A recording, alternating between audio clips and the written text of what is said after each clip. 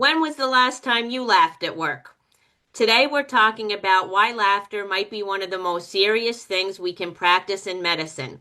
If you're a doctor, a healthcare leader, or patient, you belong here. I'm Kim Downey, and this is Stand Up for Doctors, conversations at the intersection of connection, courage, and the future of healthcare. Today, I'd like to welcome Dr. Lee Sharma and Dr. Tomi Mitchell. Thanks for joining us today, Lee and Tomi. Thanks for Thank you having so us. much. Thank You're you. Thank you, well. Kim. You're welcome. And Dr. Lee Sharma is an OB-GYN physician, and Dr. Tomi Mitchell is a board certified family physician. And I always like my guests to introduce themselves. So, Tomi, would you like to go first? Sure, of course. Well, I'm a family physician and I chose family medicine by choice because it's a specialty that I thought I'll be able to be the biggest blessing to my future family and be able to follow my patients longitudinally. So that's something I'm very passionate about mental health and wellness and leadership and health advocacy. And I just want to say, Kim, you are amazing. I've been following you for a number of years. All the advocacy work from starting from gratitude of a late physician, I believe you had, to just seeing you really blossom and being a really amazing champion for physicians and other healthcare professionals. So thank you, Kim. Well, thank you so much because I do believe you were one of my first LinkedIn connections, and I Yeah. just joined. It was like around the spring of 2023, so not even 3 years, and a lot has happened since then. And I appreciate watching all that you've done as well. So thank you. Thank And you. Lee, what would you like to know us? What would you like us to know about you? Hello. I just want to echo Tomi's sentiment. I've been watching you, Kim, and I've just been so blessed by the work that you're doing. I was sharing your story with my mom today at lunch. I have lunch with her most days, and she was so moved by what you're doing. I'm a gynecologist in private practice in Auburn. I also am I have a master's degree in conflict resolution, and I work as a mediator and as a consultant to physicians, showing them how to work with conflict and showing them how conflict can be transformative.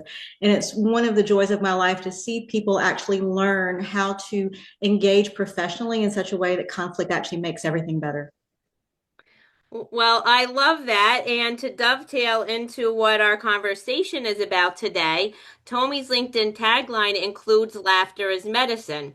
And you each host your own podcast and you each exude genuine positive energy. And you've also each you had Michael Hirsch as a guest. All three of us have. So we all know Yes. we all Yeah. know and love Michael. Yes. Mhm. And we're living in challenging times, both inside and outside of medicine. And I'd like you each to share a powerful story, and we'll speak to what laughter in medicine means to you. And later, Lee will share about humor and conflict resolution in medicine. So, Lee, would you like to share a story for us? Yeah. I was thinking as looking at what Tomi does and her tagline, which really moved me. I was thinking about my dad. My dad was a general surgeon and he started his residency in the late 60s, early 70s. And one of the things that they did was a skit night. And Mm. so they would do a skit night as surgeons and they would actually write songs. And he had those songs on cassette. So I remember as a little kid listening to these songs. Now, at 6, 7, 8, of course, it made no sense to me. They were talking about having to draw their own blood and all the things that, residents at that point had to do. And I was thinking about the fact that those songs meant so much to him as a resident that he kept them and he shared them. And my mom and I both have really fond memories of listening to that.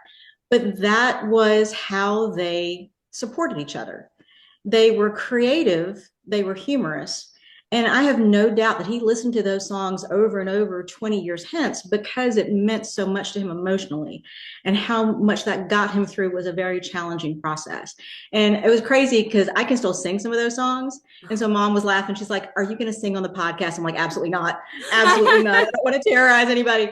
But the fact that I can and I still think about those songs, not only did they emotionally support each other, they emotionally supported another generation of doctors just by using this act of creativity, which was so funny to them. I'm sure they were cackling while they were writing these songs, but that humor not only blessed them, it's blessed me.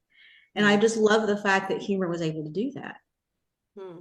Well, that's a beautiful story. And at any point during this recording, if you want to sing a verse or two, you're more than welcome. It's we're open and affirming here.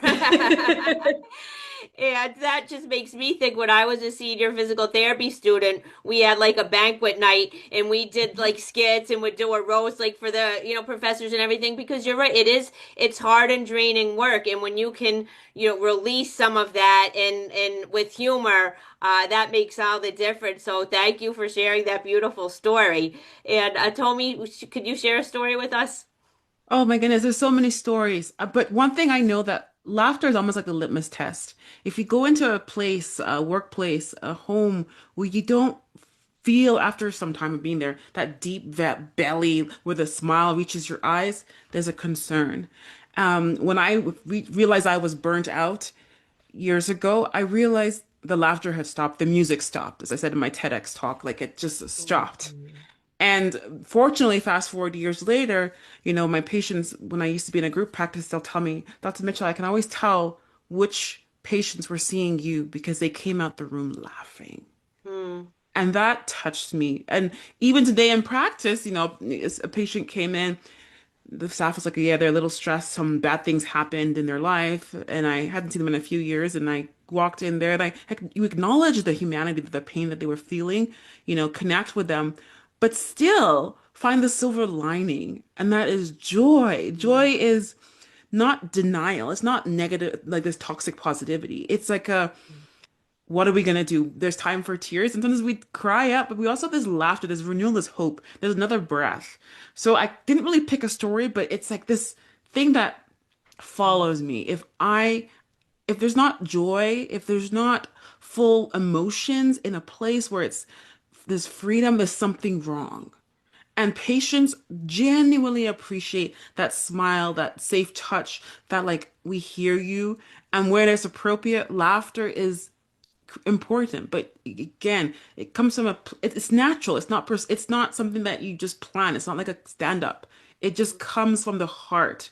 And that is so important as healers. I believe these hands should be healers, right? As physicians, that joy and it's from inside out. And you can't fake it because we can tell when someone is just like ha ha ha. It's like, okay, whatever, it's a cheesy joke. But genuine joy. You're right, and that's so true, and I love that so much because I've seen 43 doctors with my three cancers, five surgeries, if you count all the radiologists and anesthesiologists. I'm going to meet doctor number 44 tomorrow. But through all of that, it's exactly what you're saying. And one doctor that comes to mind is my medical oncologist, and he sees people with cancer every day, but he always wears fun socks, right? So Yeah. whenever you go to see him, it's like you're always wondering what are his socks, going to look like today, and that he is so funny, and he just comes up with and we talk about serious things. I mean, I had cancer, with him twice, right? It was the third one. I wasn't seeing him for that. But you're talking about serious things, but you still can laugh and have joy. And as far as your hands being healing hands, I would say that the relationship I've built with my doctors is as important as anything that they've ordered for me, any Yes. medication, any test, any procedure. So like I fully believe that in the depth of my being. So thank you for sharing that. And if you wanted to share a bit about your TED Talk and then conversely, laughter and medicine, since your TED Talk is about burnout. Yeah. So when you know stuff hit the fan, you know what I mean? I remember I walked into an exam room, closed the door of my then previous office, and I literally hit my head against the table. I was like, how can somebody this bright with so many talents be living like this? Like when you're exhausted, where you don't want to hear your name one more time, and you feel like you're gonna snap, where you have no more to give, like you're done. And I at that point, I realized I was done. The laughter was gone. The music was gone. The dance was gone. In my TEDx, I talk about music and laughter and joy, and where when life throws you lemons, what do you do? Everyone says make lemonade. I say make cocktails or mocktails, 'cause I don't really drink, but make a cocktail, right? Like go over and above, right? Make something beautiful out of it. So again, laughter is important. Sometimes we get too serious in the work we do because the weight of moral injury, that's just the politics, the crap, and everything that's been thrown at us that our sometimes feeling like puppets because people without licenses control our medical decisions, like sometimes. But ultimately, at the end of the day, that patient-physician relationship, I believe, is sacred. Mm-hmm. I remember my white coat ceremony decades ago now, 2 decades ago. Um, I remember taking that oath, right, and meaning it with from the bottom of my heart, though not really knowing the full extent of it, but still meaning it. But also, as you have the privilege of seeing whether it's cancer patients and new babies being born to the world, watching people transition to the next life. Like it just shapes one, and medicine is supposed to mold one and grow one, and we just have to know that laughter is like this. It's a daily medicine we all need. It's like a shield. It helps support us as we walk through a valley of often a shadow of like darkness and just terrible situations. But we hold our head high because we are thy healer. Physicians, we need to be the healers. Health professionals, we need to be the healers. We need to be light, and we need to hold on to what we know. Our craft, right, is important, and we can't minimize it. We shouldn't feel bad for who we are and the work we do. It's powerful. Mm-hmm. So, laughter is important. And if for those who are listening who like, okay, this is corny, well, maybe you should just go to a room and laugh. Watch a good movie and laugh. Learn how to laugh. Get that big kid excitement that so many of us lost along the way. Maybe it was during when you were studying for MCAT. So maybe it was USMLEs or whatever board exam. You lost it along the way, whether it was a divorce or whether it was sickness. Try find it. It doesn't mean that life is perfect, but it means that you have breath, and it means that you get to impact joy, this dose of this contagious like presence, Mm-hmm. and shine light in sometimes a dark world. So there you go. My TEDx on redefining burnout, where I talk about burnout is not just a work situation, it's a relationship challenge with three critical relationships we all have: self, significant other, and work and society. Imagine it like a stool with three legs. You need all three stools to be strong to support the weight of our life. When one leg is weak or broken, what happens? The stool falls, aka burnout thrives. That's pretty much it in a nutshell. Burnout is more than work. We're all a relationship being, and that's why laughter connects us. And laughter is universal, like smiling.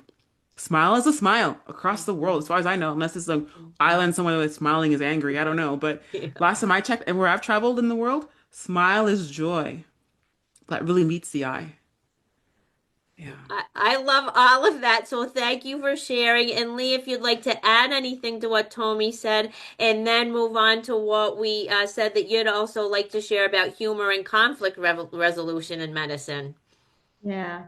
Tommy, I just want to like reach through the screen and hug you right now. Yeah. Oh, thank you. I love how you talk about, the areas in our lives that all contribute to that burnout, and they all need our love and attention. And I love how you talk about that.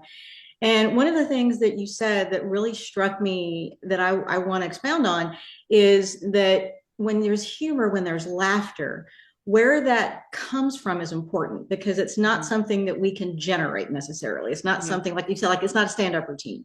Yes. My husband's pulmonary critical care, and all of you get this, is that, he's constantly, unfortunately, some people, they have lung cancer. He is, working in the intensive care unit. When people walk up into the grocery store and they say, thank you for taking care of my father, mother, sibling, he has to ask them, are they still alive? And because he doesn't know. But one of the things this man says to me every morning before I leave the house, and he's done this for decades, is, goodbye, honey. I love you. Don't forget to laugh. And he has said this to me every day for as long as I can remember. And I remember, early in my practice career, I mean, I was way too serious. It was before I had done my master's. I was not a happy human. And when he would say that to me, I'm like, how can you say that? How do you expect me to laugh? I'm going to go see 40 patients in clinic today. How do you expect me to do that? And it took me decades to understand that where that laughter came from in him was authentic. Yeah. That is who he is. And when we become more in touch with who we are authentically, not just as clinicians, as humans, when we understand where our emotions are truly coming from, when we're in touch with those emotions, laughter becomes very easy to find. Yeah. because we look at life in a very different way. Like you said, Tommy, we find joy in amazing places, Yeah. not just because everything's roses and bubblegum, because we see the beauty in transition. We Yeah. see the beauty in endings and beginnings, and we get to be present for that. What an honor. What Yes. an honor as clinicians, as people, that we get to be present for that. And it makes those moments that you can laugh and hug with people, that you Yes. can, like you said, Tommy, that you actually see it go to their Yes. eyes smile, Mhm. and you've connected in that way. That's something beautiful and precious. And that is where that authentic space of laughter becomes something that creates community. And it's to be celebrated. Hmm. Yes. That's beautiful. And one thing I wanted to add is we did quickly mention toxic positivity. So, Yeah. Tommy, what supports your positivity without slipping into toxic positivity? Oh yeah. What's the acknowledge the facet of emotions human we have as humans. Sadness, frustration, all that stuff. So I'm not just like d in Delulu land, I'm in denial that, oh, this is just so great, this is that, and not look at the big picture. I take a holistic, balanced approach. However, I Mm. choose to focus on the hope piece, right? That there's still tomorrow and that we can still, and this right now, there's actually still today. We know now. We don't know tomorrow, but we know now, right? And I'm thankful for that. But I still have that childlike excitement, curiosity who could think, okay, it could be better. I'm hoping for a better tomorrow, even though right now it's really painful. I really don't like this. So it's not so I'm very realistic, and that's how I am with my patients. We hope for the best, prepare for the worst, but let's make the best use of it. And what can we do to make tomorrow better, even if whether we're here or not here? What do we need to do? How can we shine light into other people? Because it's like a seed that you get to pass on. It's like a domino effect that you may not see the dominoes all fall, but you get to start it. And that's legacy, seeing the bigger picture that is more than just us, right? We're here for more than just our own life. We're here to just do amazing things. So that's how I don't do toxic positivity. I'm allergic to it. Like, give me an Yeah. EpiPen. Like, no. Yeah. Well, absolutely. And Lee, feel free to add something to that. And then mention comedy and education, because we had briefly talked about you and I, Glockenflecken. And I Yeah. think that is really something interesting. Oh, absolutely. So, Tommy, unlike you, I think toxic positivity was something I did struggle with very early on. And I think a big part of that for me was, um, even sometimes with my kids, unfortunately, when they were smaller, I think something would happen to them. I was like, oh, it's going to be fine. It's going to be fine. It's all going to be okay. It's going to be fine. And what I realized when I was doing that, and I will definitely contribute a lot of the skill set to going through the masters and working in conflict, was if you're not actively listening to somebody, you do kind of default to that toxic positivity word base, if you will. Yeah. But when you are actively listening to someone, when you are in a space where you are really hearing what they're saying, that positivity and that construction in that space is no longer toxic. It's real. Yeah. And it gets you out of, you don't have to have toxic positivity when you actually sit with somebody and actually hear what they're saying. Because when Yeah. you hear them, you are able to be, like you said, Tommy, how can I help share hope with you? Yeah. Well, if I'm really listening to what you're saying, then I am going to be able to do that. But if I'm just sort of la la la la la, I'm going to default to toxic positivity. So I think what's really helped me not be that person is developing those skills of active listening. And it does take emotional time and attention to do it, but it's so worth it when you can be that with somebody. Yeah, well said. And then thanks for sharing. Yeah, that's really beautiful. And Tommy, so what does reclaiming joy in medicine require? Oh, okay. Knowing where you have autonomy and power, you're not necessarily chained to the desk where you work, okay, or the hours, the extra activities you take on, or the conversations you type to have with people. So realizing, okay, what do I have control over now or maybe in the future, and how can I respond differently? How can I shape the relationships I have in this situation so that I feel more supportive, it's more elevated, you know? But honestly, you have one of the lines of my TEDx was, sometimes the greatest act of self-care is knowing when to let go. Mhm. And sometimes as physicians, because we're so like usually type A, I'm not anymore. I'm kind of very laid back, you know.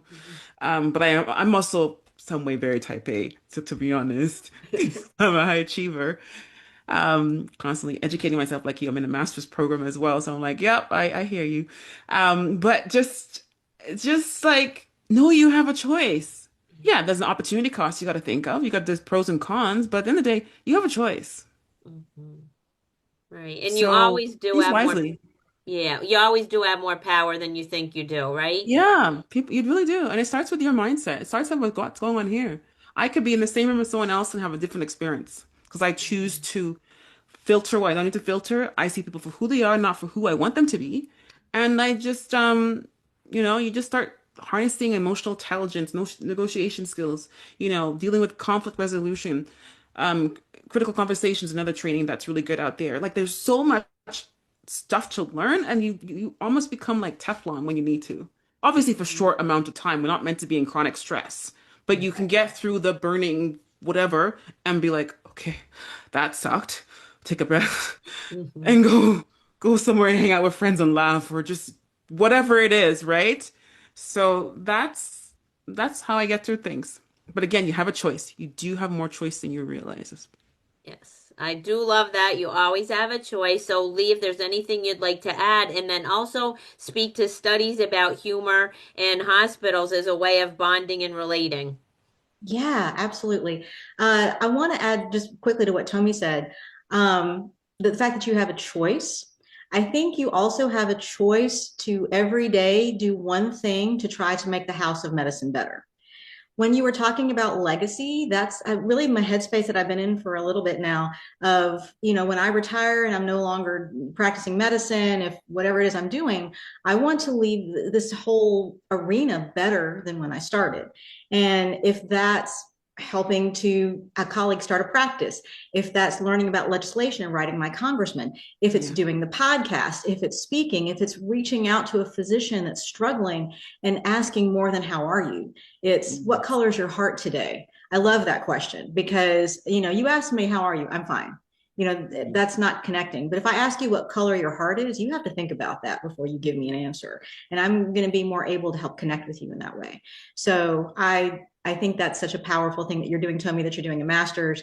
This is how what you're doing, Kim. This is how we make the whole area, the whole house of medicine better. So I love it that we're doing that.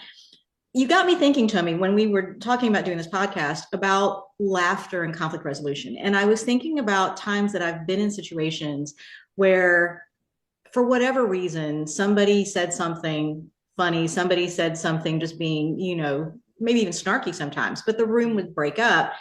And laughter and conflict really does reduce physical tension. We feel conflict. And Mhm. so when we start laughing, it's really hard to hang on to that visceral feeling we have when we get in that situation. You have to let it go. So I love laughter as a way to sort of get people to drop their guard just a little bit. I think that helps people interact. There are lots of studies that talk about when nurses are doing changeovers, like they're doing shift change, that if in that room there's inside jokes going, if there's Mhm. people making fun of people as like, yeah, I see what you did there, that it's really hard to maintain conflict states when people have that kind of inside joke relationship. Yes. I also do think people like Dr. Glockenflecken, they're telling hard truths when they're talking about third party payers, when they're talking about the struggles that physicians are going through with being able to see their patients. Yeah. But he's wrapping that truth in a feather. It's soft. And the way it lands when it's wrapped in a feather, people can receive it. Sometimes if you just speak the truth, and we all know that it's truth, I mean, nobody denies it, but sometimes just to speak it's a sledgehammer. And that sledge sometimes doesn't always get the effect that we want it to have. And that's why I love when people can speak truth and humor, because it really lands in a way that people can be more receptive to it. And also, then something you said earlier in the podcast to me, I want to come back to because I thought it was really cool. And I think it's very, very, very relevant is that there's a time and a place to use humor in Mhm. conflict resolution. I was in a room once with a patient he was terminal. He had ALL and he was going to die. And one of the specialists had come in to see him and walked in the room and was like, "Let's party." And I Mhm. thought his wife was going to get up and punch this Yeah. doctor. I Yeah. legitimately felt that. And it was one of those things. It's like, was that your defense mechanism? Were you so worried about going in this room that that's what you defaulted to? Because I wanted to Mm. pull him to the side. It's like, I want to stop with you for a second. What were your emotions? Why you felt like you had to do that? So there is a time to Yeah. use humor, and you Yeah. have to be able to read the room to know when that is the time. Exactly. But the biggest thing I have found successful watching people in conflict, and I definitely have tried to do this myself, and I feel like as like I've gotten older and my husband's words have landed on me that I got to laugh every day, is the self-deprecating humor. Mm. When I can laugh about myself, when I can take not take myself so seriously, I find such joy in that. I'm not, I mean, I'm me, I'm human. I'm going to make mistakes, I'm going to do silly things. And if I'm able to laugh about it with my patients and with my colleagues, I'm able to own my humanity. And Yeah. that goes a long way in building bridges with people.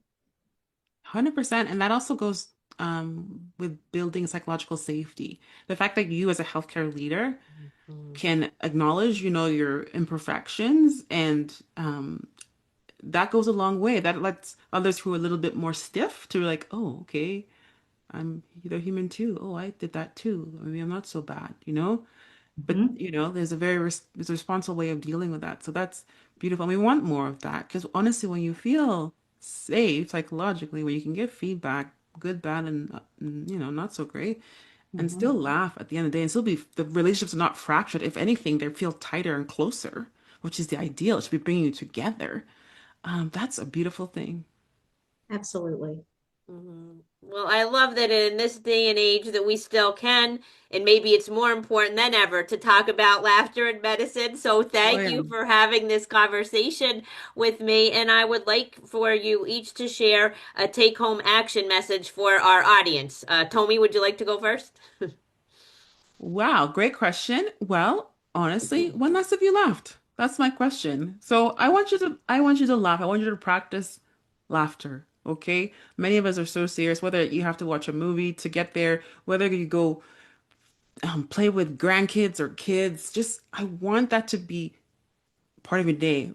And it may just start with just smiling. Some people have lost that ability to smile. They're so serious. It's Hmm. important. Laughter is good for the soul. I love it. Lee?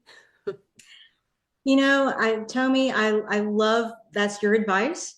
And I would not only echo and encourage people to take your advice and learn to laugh every day, I would actually tell go hug somebody, go Yeah. laugh with them, go Yeah. actually share a laugh with somebody. If you don't have somebody that you can, when you said earlier, you can tell what's going on in a building by what laughter is going on in the Oh walls. yeah. Build some inside jokes with the people you work with. We have so many in my office, just goofy things that we laugh about on the daily, but it creates a beautiful environment. So I'm going to second that, Tommy. Thank you, Lee. Well, this is great. So, if today's conversation resonated with you, you'll find more stories like this in our White Coat book series. So, just this month, we released White Coat's Human Hearts, and Dr. Stephen Pierce speaks to reclaiming awe, which I feel like is related to joy and laughter. And then Yeah. Dr. Simon Craig speaks to feeling a sense of belonging when it's a story related to like curry puffs and chocolate cake. So with laughter and joy. So those stories are in our book. And then for those who feel called to go deeper, we'll be gathering this October at our inaugural physicians retreat, and would be honored to have you join us. And our opening night, two doctors are going to lead us in improv for doctors. So there will be plenty of Oh, laughter and joy there. And links are in the show notes, including how to reach out to both of our guests this evening. And if you'd like to support this work through sponsorship, I'd love to connect. So, in closing, to move the needle in healthcare, we all need to raise our voices and we all need to care about each other. We already know that doctors need to care about patients, patients need to care about doctors too. So, stand up, doctors, and let's stand up for doctors.